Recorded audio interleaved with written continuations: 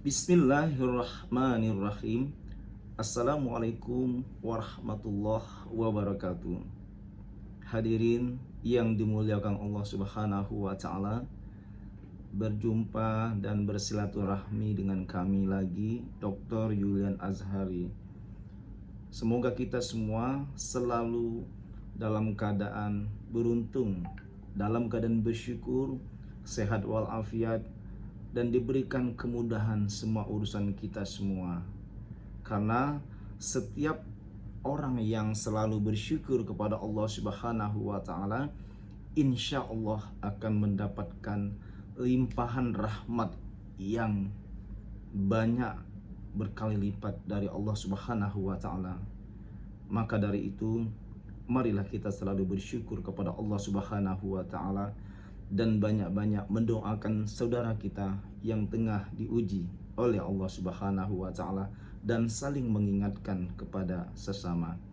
Hadirin yang berbahagia, kita sangat prihatin dengan kondisi terjadinya yaitu penganiayaan yang dilakukan oleh aktor Dimas Anggara kepada Ananda Kiesa Alvaro, putra dari Abangda Fasa Ungu. Nah, kenapa hal ini terjadi? Ya, kenapa hal ini terjadi? Sebenarnya tidak boleh terjadi karena sangat merugikan melakukan penganiayaan, menyakiti hati sesama, merampas nyawa manusia. Karena sudah ada ayatnya yang dijelaskan di dalam Al-Quran, surat Asy-Syura ayat 42. Allah berfirman, Bismillahirrahmanirrahim.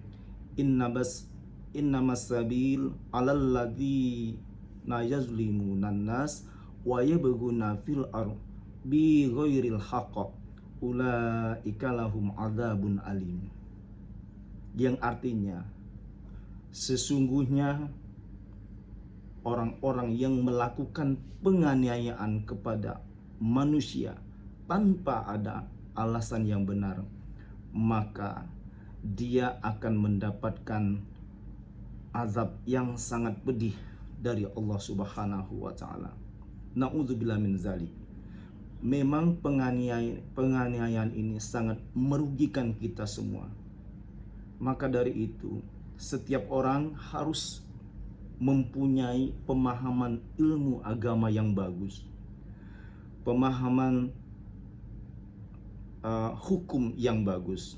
Bagaimana kita bisa dikatakan termasuk seorang yang mentaati aturan.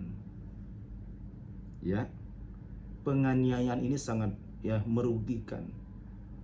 merugikan semua pihak. Bahkan ada yang berujung dengan maut. Dari penganiayaan yang ringan sampai penganiayaan yang berat mengakibatkan kematian. Nah, ini naudzubillah min dzalik, di mana juga diatur di dalam hukum kitab undang-undang hukum pidana bahwa penganiayaan ringan, penganiayaan berat, dan itu ancamannya sangat berat dan sangat merugikan bagi korban penganiayaan, dan begitu juga merugikan bagi pelaku orang-orang yang melakukan penganiayaan, karena dia akan dipenjara, ya, akan dituntut setinggi-tingginya, dipenjara sampai seberat-beratnya, dituntut hukuman yang seberat-beratnya, apalagi penganiayaan itu mengakibatkan kematian. Maka dari hal-hal yang seperti ini, penganiayaan ringan dan seterusnya, bahkan penganiayaan sangat berat, merampas nyawa seseorang, ini adalah sangat dilarang oleh agama kita. Sangat dilarang oleh agama kita. Maka Allah berfirman yang tadi, makna dari surat Asy-Syura ayat 42 tadi. Seharusnya Dimas Anggara, seorang aktor, harus mengetahui, memahami isi ayat Al-Quran ini yang telah dijelaskan oleh Allah Subhanahu wa taala, bahwa Allah melarang manusia yang melakukan penganiayaan tanpa ada alasan yang benar. Tahu-tahu melakukan penggamparan, memukul orang. Baru ya, permasalahannya mungkin sepele atau seberat apapun permasalahan, tidak boleh melakukan penganiayaan, tidak boleh melakukan pemukulan. Karena itu termasuk orang-orang yang zolim di hadapan Allah Subhanahu wa Ta'ala. Ini sangat penting. Ayat Al-Quran ini melarang kita untuk menyakiti, ya, apalagi itu menghabisi nyawa seseorang. Bahkan banyak sekali terjadi sampai hilangnya nyawa seseorang. Apalagi seorang public figure. Public figure ini benar-benar harus mencontohkan yang baik-baik di mata masyarakat. Karena kalau kita melakukan pemukulan, menayangkan atau menampilkan yang tidak baik, apalagi itu berujung dengan kekerasan, nauzubillah min dzalik, akan ya berdampak sangat negatif di tengah-tengah masyarakat kita. Karena Rasulullah sangat tidak suka terhadap orang-orang yang suka sedikit-sedikit marah, sedikit-sedikit tersinggung, sedikit-sedikit memukul orang, menganiaya orang. Nah, ini bukan tergolong orang-orang yang beriman, tetapi tergolong orang-orang yang munafik dan tergolong orang-orang yang zolim. Karena Rasulullah itu tidak pernah marah, bukan kayak manusia sekarang ini sedikit-sedikit marah. Rasulullah itu tidak pernah marah dia. Apabila ada umatnya yang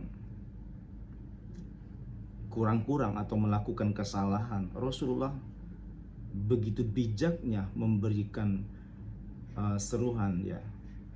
Maka muncul ayat di An-Nahl itu, ud'u ila sabili rabbil hikmah. Serulah mereka ke jalan Tuhanmu dengan bijak. Jadi tidak ada Rasulullah atau mukul, Rasulullah marah, itu tidak ada, apalagi melakukan penganiayaan. Maka di sikap-sikap Rasulullah itu, ya, sifat-sifat Rasulullah itu, Rasulullah orang yang amanah, dapat dipercaya, orang yang tabligh, ya, selalu menyampaikan kebenaran walaupun satu ayat. Rasulullah seorang yang fatonah, cerdas, pintar. Nah, itu Rasulullah mempunyai gelar Al-Amin, apabila berkata selalu benar. Tidak pernah Rasulullah menyakiti seseorang, walaupun orang banyak yang menganiaya Rasulullah, mengancam keselamatan nyawa Rasulullah, tetapi Rasulullah tidak pernah dia memukul balik, tidak pernah Rasulullah membunuh, menganiaya seseorang, walaupun dia dicaci, dimaki-maki, dihianati. Bahkan Rasulullah pernah sudah mau dihunus dengan pedang, tetapi Rasulullah tetap berdoa kepada Allah Subhanahu wa Ta'ala, berikanlah kemuliaan kepada orang-orang yang telah menzolimiku, kata Rasulullah. Seperti itu. Maka kepada kita semua, wahai generasi muda terutama, marilah kita untuk menahan nafsu amarah kita, menahan nafsu ego kita. Tampilkanlah yaitu budi pekerti yang luhur, mengerti sopan santun. Itulah gunanya ada pelajaran pekerti, pelajaran budi pekerti. Itu sangat penting sekali, karena akan sangat mendukung nilai kepribadian kita, baik sesama manusia secara horizontal dan sekaligus budi pekerti kita kepada Allah Subhanahu wa Ta'ala. Kita merasa takut kepada Allah karena Allah itu bisa melihat semua tingkah laku kita, gerak-gerik kita. Allah bisa menyaksikan semua. Nah, kalau etika sopan santunnya kepada Allah Subhanahu wa Ta'ala bagus, maka tidak akan terjadi penganiayaan kepada diri seseorang, dan seseorang pun akan takut menganiaya sahabatnya atau rekan kerjanya, seperti dalam hal ini dalam posisi syuting, karena di luar adegan, di adegan itu tidak ada adegan pemukulan. Nah ini nauzubillah min dzalik. Maka dari itu ya, semua ajaran-ajaran ulama, para penghulu kita, pendahulu kita, itu sangat mengajarkan etika, sopan santun, ramah tamah, menghargai seseorang, dan tidak boleh melakukan pemukulan dan penganiayaan. Juga dengan berkata-kata yang sadis atau yang membuat kisruh itu tidak baik.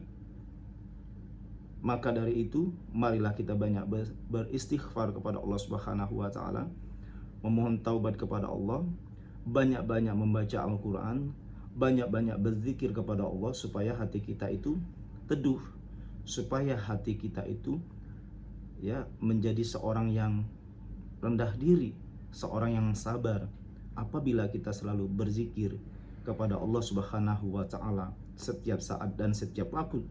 Dan setiap waktu kita berzikir kepada Allah, dan juga kita memperbaiki sholat kita. Barakallah, jangan lupa like dan subscribe channel YouTube kita ini, Dr. Yulian Azhari. Jangan lupa bantu share, bantu komen yang membangun.